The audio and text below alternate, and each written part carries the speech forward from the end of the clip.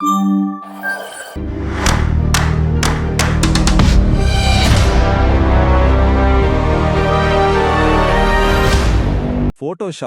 இந்த பேரை கேட்டாலே நிறைய பேருக்கு ஒரு சின்ன பயம் வரும் இல்லையா? ஏகப்பட்ட பட்டன்ஸ் மெனுஸ்னு பார்க்கவே கொஞ்சம் மலைப்பா இருக்கும். ஆனா கவலையே படாதீங்க. அடுத்த சில நிமிஷங்கள்ல போட்டோஷாப்போட ரொம்ப ரொம்ப முக்கியமான சில அடிப்படைகளை ரொம்ப எளிமையா நாம கத்துக்க போறோம். நீங்க இப்பதான் முதல் முறையா போட்டோஷாப் துறக்க போறீங்கன்னா இது உங்களுக்கானது தான். சரி, நாம என்னென்ன பார்க்க போறோம்னா, முதல்ல ஒரு ஃபைலை எப்படி ஓபன் பண்றதுன்னு ஆரம்பிச்சு, அப்புறம் கருவிகளை பத்தி தெரிஞ்சுக்க போறோம். அதுக்கப்புறம் படத்தோட ஒரு பகுதியை மட்டும் எப்படி செலக்ட் பண்றது, லேயர்ஸ் வச்சு என்ன மேஜிக் பண்ணலாம், கடைசியா எந்த பயமும் இல்லாம எப்படி தைரியமா எக்ஸ்பெரிமெண்ட் பண்றதுன்னு படிப்படியா பார்க்க போறோம். வாங்க ஆரம்பிக்கலாம்.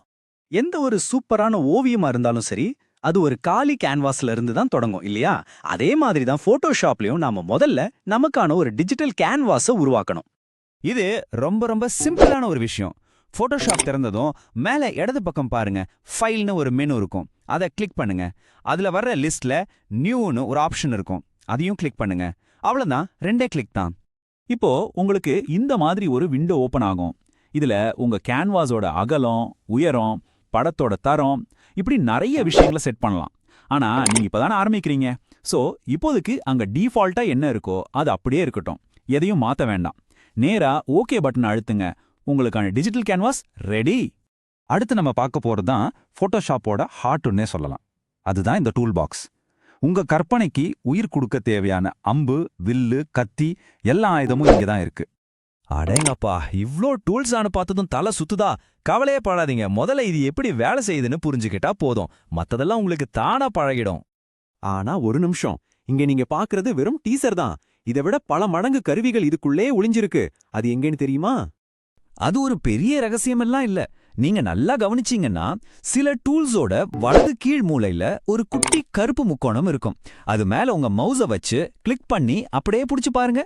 பாத்தீங்களா? ஒரு ரகசிய மெனு ஓபன் ஆகுது. இதுதான் போட்டோஷாப்போட முழு பவரையும் அன்லாக் பண்றதுக்கான ஒரு சூப்பர் டெக்னிக்.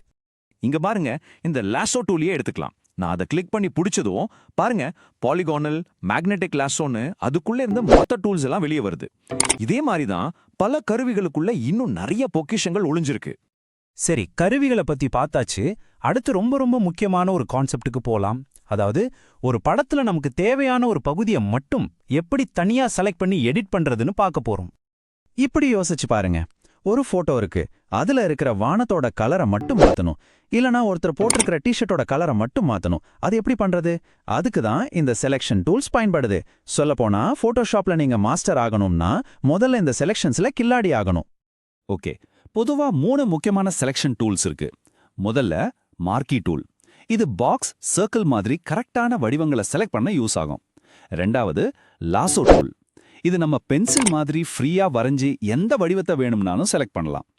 மூணாவது மேஜிக் வாண்ட். இதுதான் நிஜமாவே ஒரு மேஜிக் மாதிரி. ஒரு கலர் மேல கிளிக் பண்ணீங்கன்னா அந்த படத்துல எங்கெல்லாம் அதே மாதிரி கலர் இருக்கோ அதையெல்லாம் ஒரே செகண்ட்ல செலக்ட் பண்ணிடும். பேக்ரவுண்ட் தூக்குறதுக்கெல்லாம் இது ஒரு செமையான டூல். இப்போ நாம போட்டோஷாப்போட உண்மையான மேஜிக்கை பார்க்க போறோம். இதுக்கு பேரு தான் லேயர்ஸ். இதை நீங்க கத்துக்கிட்டீங்கன்னா உங்க ஒரிஜினல் போட்டோவுக்கு எந்த பாதிப்பும் வராம எடிட் பண்ணலாம். பல படங்களை ஒன்னா சேர்த்து ஒரு புது உலகத்தையே உருவாக்கலாம். லேயர்ஸ்னா என்னன்னு குழப்பிக்காதீங்க. ரொம்ப சிம்பிள். ஒன்னு மேல ஒன்னா நிறைய கண்ணாடி ஷீட் அடுக்கி வச்சிருக்கிறதா கற்பனை பண்ணிக்கோங்க. நீங்க முதல் ஷீட்ல ஒரு பொம்மை வரையலாம், ரெண்டாவது ஷீட்ல ஒரு வீடு வரையலாம். ஒன்னினொன்னா பாதிக்காது. எல்லாத்தையும் சேர்த்து பார்க்கும்போது ஒரு முழு படமா தெரியும். இதுதான் லேயர்ஸ். இங்க பாருங்க, இதுக்கு ஒரு சூப்பரான உதாரணம். இடது பக்கம் இருக்கிற படத்துல லேயர்ஸ்னு இருக்கிற எழுத்து நல்லா பளிச்சுன்னு தெரியுது. அதோட ஒபாசிட்டி, அதாவது அதோட வெளிப்படை தன்மை 100% இருக்கு.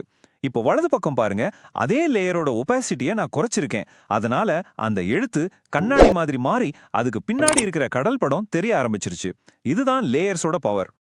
சரி, இந்த மேஜிக் எல்லாம் எங்க நடக்குது? அதுக்கு தான் இந்த லேயர்ஸ் பேலட் இருக்கு. இது உங்க கண்ட்ரோல் ரூம் மாதிரி. இங்க தான் நீங்க புதுசா லேயர்களை உருவாக்கலாம். ஒரு லேயரை தூக்கி மேலேயோ கீழேயோ போடலாம். அதோட ஒப்பாசிட்டியை கூட்டலாம், குறைக்கலாம். எல்லா கண்ட்ரோலும் உங்க கையில தான்.